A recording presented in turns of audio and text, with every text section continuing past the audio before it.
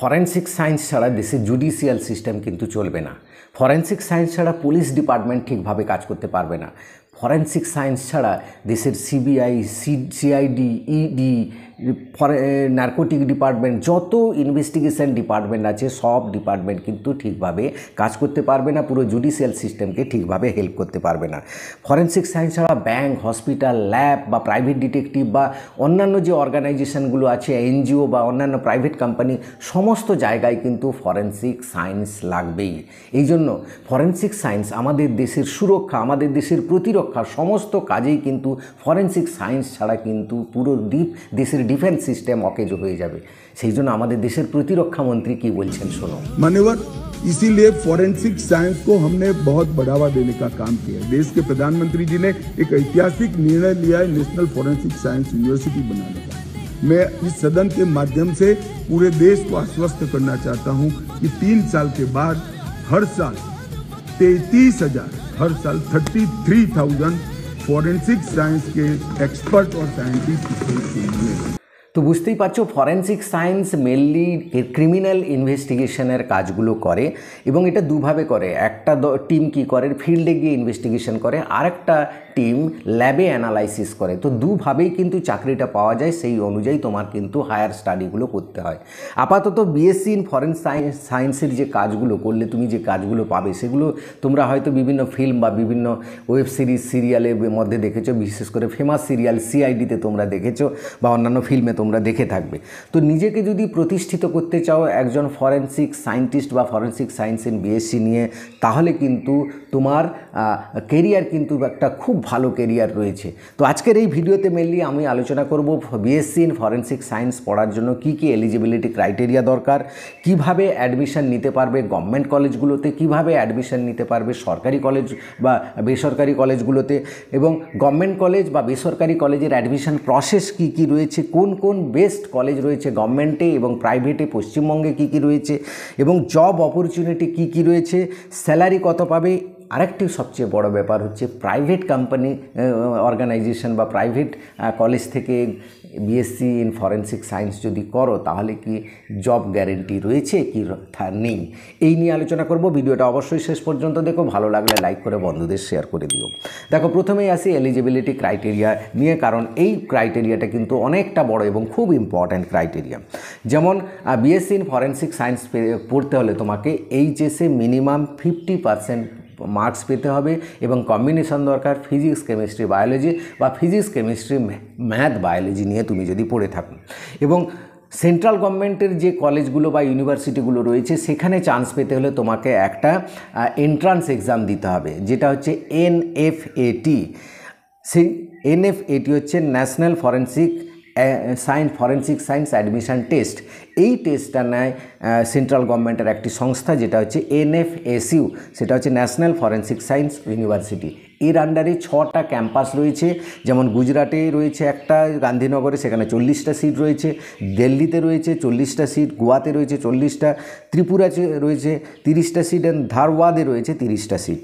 এই সংস্থা কিন্তু সেন্ট্রাল গভর্নমেন্টের। এখান থেকে তুমি যদি পড়ো বিএসসি, এমএসসি, পিএইচডি সমস্ত কিছু করতে পারবে এবং এখান থেকে একটা চাকরির কিন্তু টপ গ্যারেন্টি থাকছে এখান থেকে যদি তুমি করো। তাই এন্ট্রান্সটা তোমাকে দিতে হবে। এখানে বিএসসি এবং এমএসসি 5 বছরের ইন্টিগ্রেটেড কোর্স করা হয়, বা তুমি শুধু বিএসসি 3 বছর করে বেরিয়ে আসতে পারো। বিএসসির জন্য খরচ পড়বে 65,000 টাকা 5 সেমিস্টার, টোটাল 6টা সেমিস্টার রয়েছে, তো প্রায় 4 লাখ টাকা মতো তোমার খরচ হবে, যেখানে প্রাইভেট কলেজগুলোতে অনেক বেশি খরচ হওয়ার সম্ভাবনা রয়েছে। এবারে এন্ট্রান্স কিভাবে হয় সেটা একটু বলি। এন্ট্রান্সের ফর্ম ফিল আপ মনে হয় চলছে, জুন মাসের এক্সাম রয়েছে, অনলাইন এবং অফলাইনে দুভাবেই পরীক্ষা হয়। এবছর কি হবে অ্যাডমিট কার্ড বেরোলে তো ওটা বোঝা যাবে।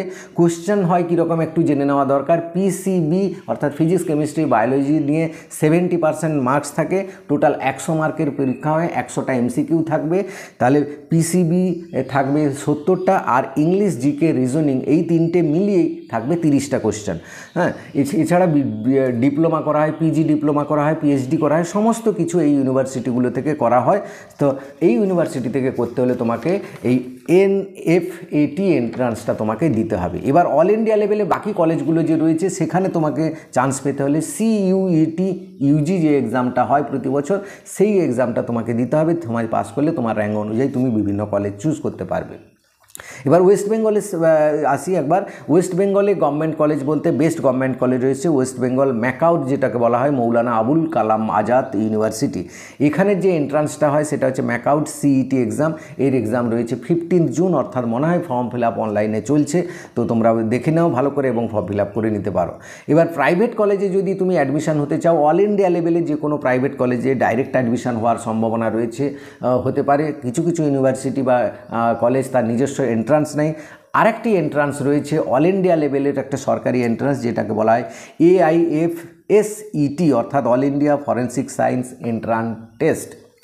এটা দিয়ে অল ইন্ডিয়ার যে কোনো কলেজে তুমি অ্যাডমিশন হতে পারবে তোমার র্যাঙ্ক অনুযায়ী। এবার আসি আমরা বেস্ট কলেজ কি কি রয়েছে। দেখো, এবার ওয়েস্ট বেঙ্গলে আসি। মৌলানা আবুল কালাম আজাদ ইউনিভার্সিটির নিজস্ব ক্যাম্পাস রয়েছে, সেখানে BSc MSc দুটোই করানো হয় এবং ফিজ এখানে দেখো টোটাল ফিজ পড়ছে এভাবে পার্ট ওয়াইজ দেওয়া আছে সব কিছু। আমি একদম টোটালে চলে যাচ্ছি, টোটালটা দেখাচ্ছি। দেখো 1,80,000, অনেকটা কম ফিজ, টোটাল কম ফিজ রয়েছে।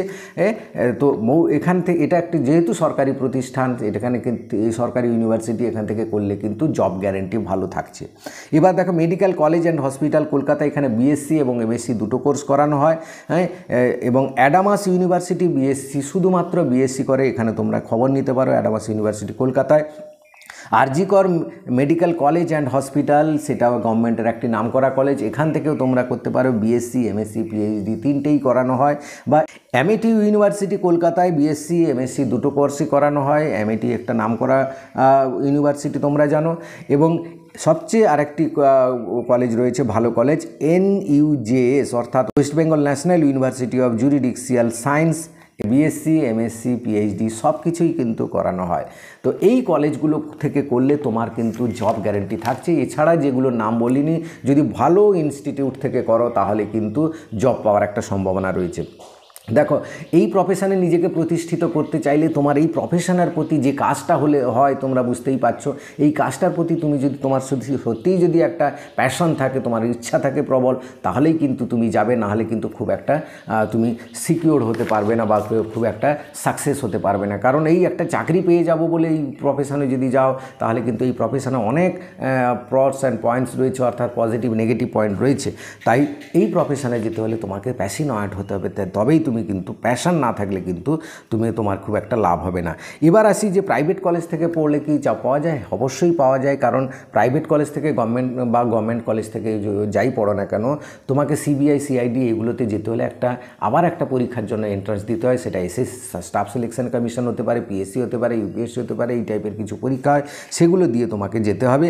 এছাড়া যে রয়েছে ফরেনসিক সায়েন্সের সত্যি কি প্রসপেক্ট আছে? অবশ্যই আছে, তবে শুধু BSc করলে হবে না, MSc PhD যদি করো তাহলে কিন্তু টপ লেভেলের চাকরি পাবে এবং খুব বড় বড় চাকরি পাবে। প্রাইভেট কোম্পানিতে স্যালারি খুব একটা বেশি দেয় না, 25 থেকে 30,000 35,000-এর মধ্যে থাকে। আর গভর্নমেন্টে পেলে, সেন্ট্রাল গভর্নমেন্ট বা স্টেট গভর্নমেন্টে পেলে 40 থেকে 50,000 টাকা স্টার্টিং স্যালারি পাবে। এবং তুমি যদি প্রমোশন পেয়ে যাও, কারণ অনেক প্রমোশনের স্টেপ রয়েছে, আস্তে আস্তে অফিসার, বড় বড় অফিসার বা র্যাঙ্কের চাকরি পেলে তোমার কিন্তু মাসে 1 লাখ বা তার বেশি, অর্থাৎ বছরে 10 থেকে 12 লাখ বা তারও বেশি তুমি কিন্তু আরামসে ইনকাম করতে পারবে। তো একটা চ্যালেঞ্জিং প্রফেশন, এই প্রফেশনটা যদি তোমার সত্যিই ভালো লাগে, তুমি পড়ো, তুমি নিজে খুব সাকসেস হতে পারবে, খুব সুনাম হতে পারবে এবং দেশের জন্য, দশের জন্য কাজ করে নিজের নাম উজ্জ্বল করতে পারবে। হ্যাঁ, তো এই ছিল আজকের ভিডিওটা যদি ভালো লাগে অবশ্যই লাইক করে বন্ধুদের শেয়ার করে দিও। Thank you for watching.